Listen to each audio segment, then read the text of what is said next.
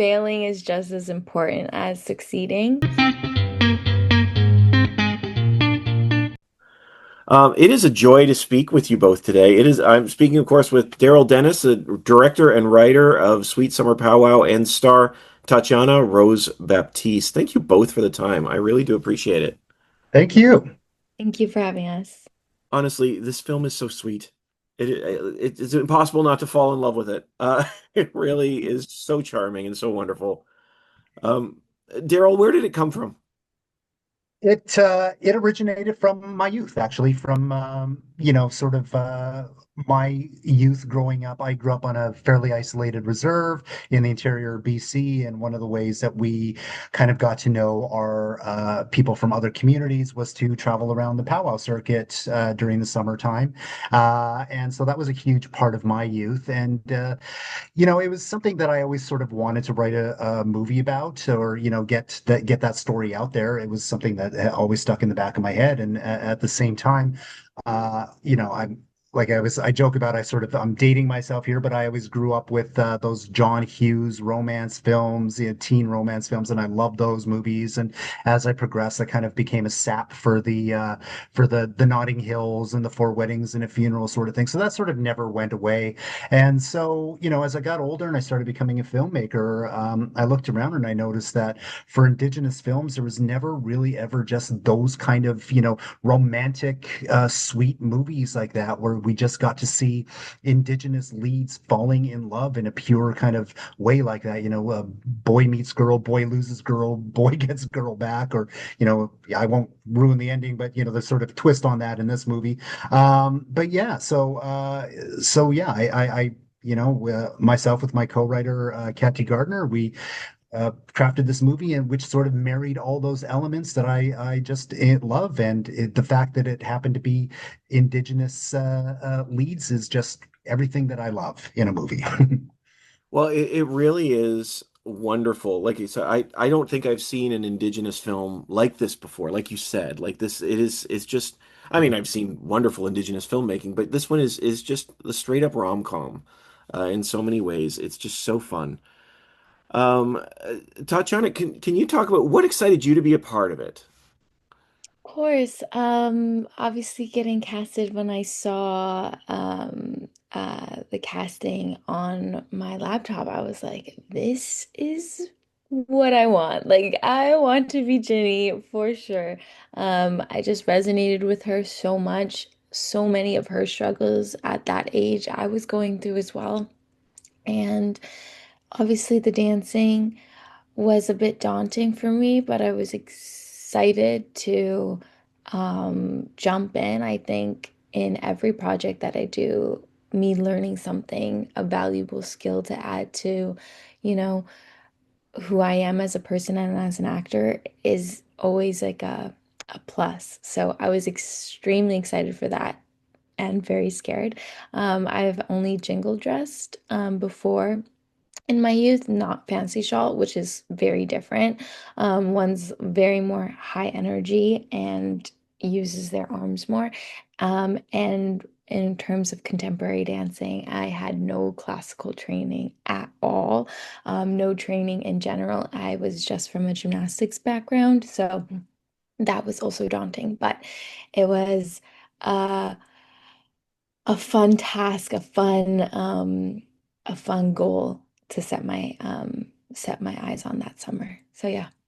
I wanted to ask you about the dance as well, because of course the Yeah. dancing here is so deeply connected to history, but there's also a fresh take on it as well, especially towards the end of the film, because your character really wants to explore what dancing is. And I wondered in your mind, what is the beauty of dance? What did you take away from the experience? For sure. You know, one thing about Indigenous community is that um, for Jingle Dress at least, and that's what I know mostly, is that um, we dance to heal the people around us. We dance to heal the community. Every dance is like a prayer to the creator. Um, so it's much more than just dancing. It's much more than just a selfish I reason. And when I was doing Sweet Summer Powwow, the dancing felt like that. Um, obviously it was to serve the story, but every time that we would dance and every time, especially being surrounded by the background actors who were community members, Indigenous community members of that area, just to dance for them and to be around them and to talk to them after. Lots of them also are do powwow a lot and go to powwows a lot. Was such a beautiful experience for me because I hadn't experienced that for a while since I moved to Toronto. I've been really focused on acting in my studies, so just to go back in time. Um, and to, you know, of course, even relearn the love for it, the love for powwow, the love for community and how important it is was something that this movie really highlighted for me while filming. It's absolutely beautiful. It really is. Hmm. Darrell, I wanted to, pivoting a bit from that, I wanted to ask you about Graham Greene in this movie because it hasn't been a lot that I've seen Graham Greene be truly silly. He's really goofy in this. It's really fun. It's a fun role to see him in. How did that come about? And Yeah. So a while ago, I had a TV pilot that we were able to get Graham involved in. And so Graham is in real life a real silly guy. He tells a lot of dad jokes. He's kind of a goofy guy. He prefers to be goofy. He prefers comedy. But yeah, as you well know, a lot of the stuff he is cast in is really serious and dour, and especially a lot of period pieces. So anytime he gets a chance to do comedy, he jumps at the chance. So I was able to cast him in a TV pilot that I created a while ago in a very funny role. He was gonna, if the series got picked up, he was gonna play this ghost that was haunting my apartment if in the lead role, and he would just be this ongoing guy that was just haunting me all the time. So it's gonna be a real fun. So we had a really good time shooting that. And then years later, I wrote and directed this movie called The Great Salish Heist, and we needed a chief for it. And I called him up again, and he remembered having a really good time with me on that. And it was another great comedy role. And he read the script and he goes, Darrell, I don't get a chance to do a lot of this sort of stuff. And he thought the script was really funny, so he jumped at the chance to do that. And since then, he said, anytime you have a script, call me up. I'll jump at the chance to do it.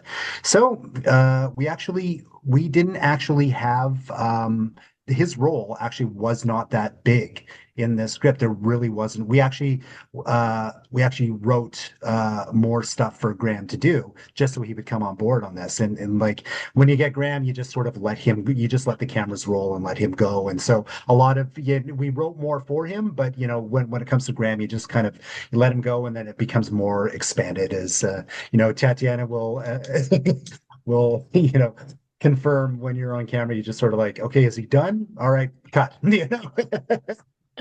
So yeah, so we have a great time. Graham and I have really, sort of have that relationship now. Where yeah, I'm very blessed because I grew up with him being on a pedestal, since his Academy Award nomination, and it's been a long road now where I'm now a filmmaker and an actor where I get to direct him now. So it's been this weird sort of full circle sort of thing where I kind of step back and go, this is weird that I am now, directing this man that I used to idolize, and we're friends now. And and he's like, anything you want me to do, Darrell, I'll come and do it. I was like, whoa, this is bizarre when I step back and think about it now and again. It's funny, strange how life works. well, he is. He's such an icon, and this is may seem like an odd comparison, but his role in this film reminded me of like a sports movie, and there's always that commentator that's just sort of saying random things, and I was like, I'm just not used to seeing. It was great. It was so funny. Yeah. Well, sir, just to add to that, yeah. So as we were writing this, we started to myself and the co-writer Kathy Gardner, we started to realize that yes, it was sort of in the spirit of the old sort of John Hughes, 80s films, but at the same time, it was sort of an indigenous Romeo and Juliet. So we started to lean a little bit into that. So the Graham character became sort of like the commentator that you would find in Shakespearean, in a play. Also, there's the uncle uncle and the aunt who we started going, this is starting to feel like the friar and the nurse in Romeo and Juliet. So we started patterning it. So there's little elements of that in there. But yeah, we started to get, so Graham becomes more of a commentator on the story, yeah,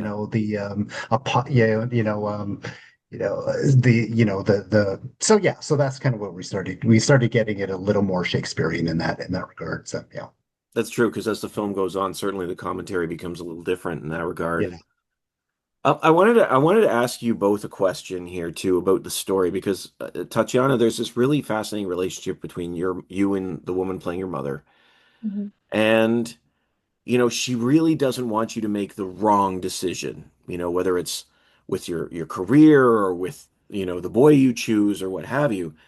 But there is an interesting thing going on here that I believe it's the woman playing your aunt talks about doing that in her youth, she made the wrong decisions. And I wondered, can there be something right about doing the wrong thing? Of course. I went to theater school. So that was like a huge thing. They were always like, failing is just as important as succeeding. And that's something that really stuck with me, of course, because I am quote unquote a little bit of a perfectionist growing up. So failing was something very scary for me. Making people around me doubt me or not proud of me was something that was extremely daunting. And I grew up with this need, this want, this hunger to not only be good enough, but be good enough for the people around me to be proud of me. And that went for my family, that went for my friends, that went for professional relationships, and my career. So it was something that I had to unlearn because I don't think that can serve you on the long haul.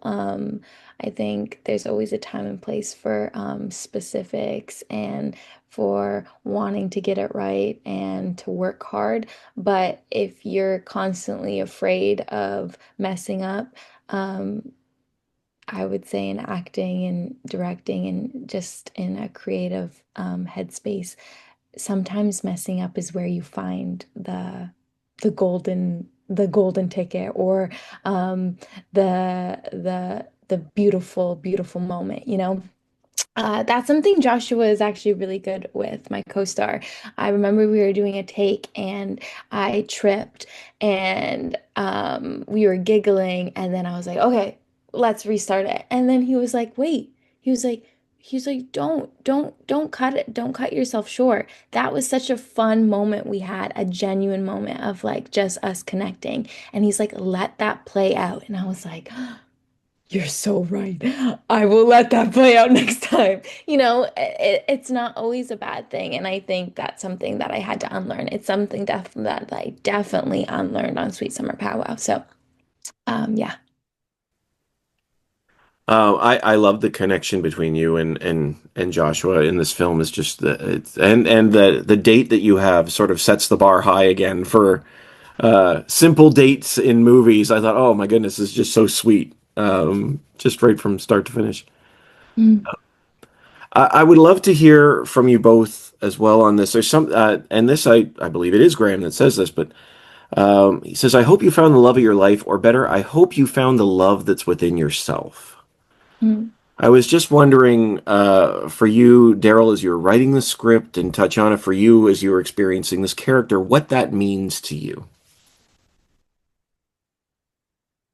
I think I mean that is the eternal quest for everybody, I think we're all really trying to it's become a cliche, before you can love, you have to love yourself first, and I think for anybody to say that they've been able to do that is like I have yet to meet that person who's been able to say they can fully love themselves yet. But I mean, like, I think what it is just really being able to, accept yourself for all your foibles, and just being able to, I think what the message is, it's like being able to accept who you are, and being able to accept that, yes, you're going to, like as Tatyana says, and like the mother says, being able to accept your mistakes, and then being able to, to move forward, and just, go forward, and just, hope for the best. I think that that's really, that's what, in my opinion, as I was writing it, is being able to, what Graham says. I hope you can, at least love yourself. That is the quest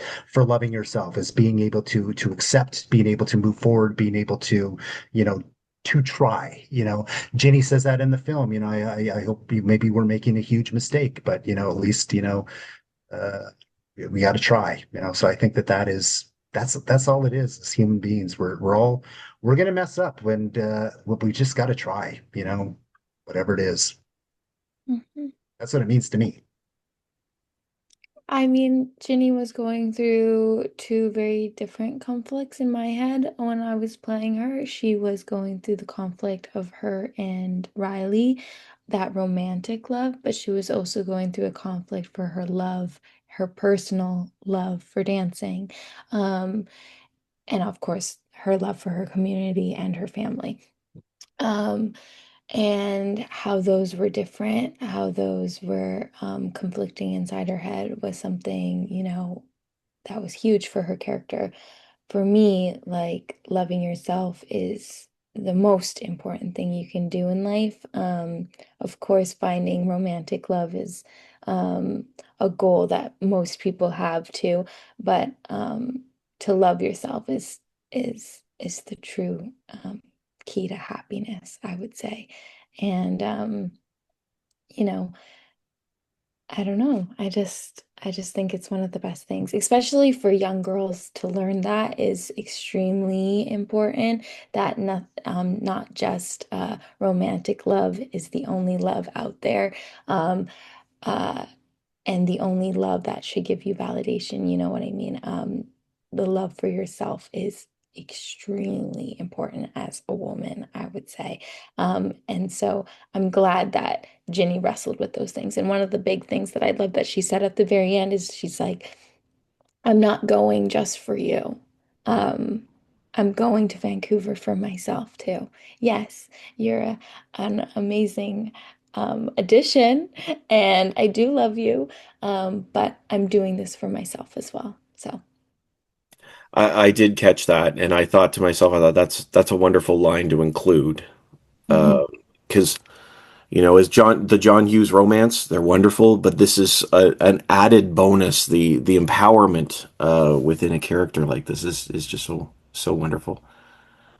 You two are a delight. Thank you so much for the chance to chat with me about the film. Sweet Summer Powwow lives up to its name. It is an absolutely adorable and charming film. So thank you so much. I really appreciate it. Thank you so much. Thank you. Thank you so much. Thanks. Have a great day. Thank You you. too. Thanks. Bye.